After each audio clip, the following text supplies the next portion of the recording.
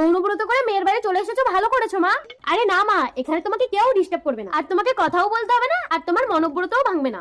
ও মা, তুমি এখানে বসো, তোমার জামাই এক্ষুনি এসে যাবে, আমি ছেলেটাকে স্কুল থেকে নিয়ে আসি। আরে শাশুড়ি মা ভালো আছেন?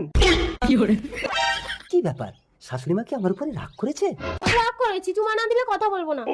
আইডিয়া, চুমা দিলে কথা বলবে শাশুড়ি মা? ঠোঁটে ঠোঁটে চুমা দেবো? বমি বমি, পেটে বাচ্চা, ব্যথা করছে? দাঁড়ান ওষুধ আনছি। কি ওষুধে? এ তো মনে হয় ডাস্ট হয়ে গেছে।